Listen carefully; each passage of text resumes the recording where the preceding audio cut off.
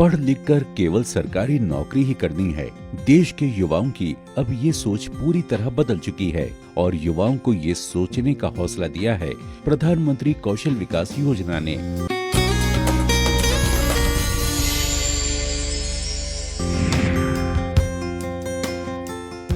उत्तर प्रदेश जिला चित्रकूट के गांव कुसैली के रहने वाले ये हैं पुष्पराज सिंह।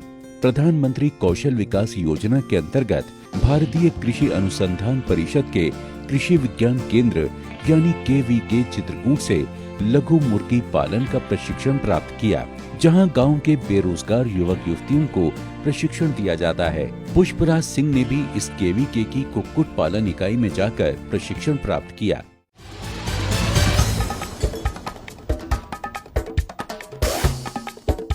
प्रशिक्षण प्राप्त कर लेने के बाद कृषि विकास केंद्र की सहायता से ही इन्होंने अपने गांव में मुर्गी पालन की यूनिट की स्थापना की।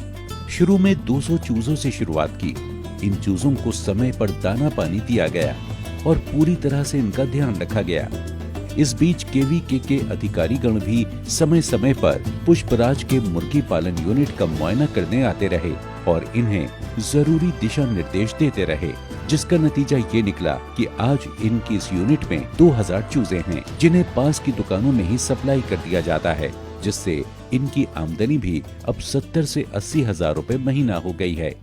मैं MA और BEd किए हुए स्टूडेंट हूँ और बेरोजगार घूम रहा था, तो मुझको जानकारी मिली पेपर के द्वारा से कि प्रधानमंत्री कौशल विकास योजना के तहत कृषि विज्ञान केंद्र गनीवा चित्रकूट में मुर्गी पालन का प्रशिक्षण दिया जा रहा है। तो मैं गया तो मेरी डॉक्टर गोविंद वर्मा जी से मुलाकात हुई। उन्होंने मुझको 1.5 महीने का प्रशिक्षण दिया और उसके बाद गाइडलाइन दी कि कैसे करना है मुर्गी पालन का काम। तो मैंने मुर्गी पालन का काम शुरू किया। प्रशिक्षण लेने के बाद 200 बच्चों से मैंने स्टार्ट किया और आज की डेट में मेरे पास 2000 बच्चे हैं, आप देख रहे हैं।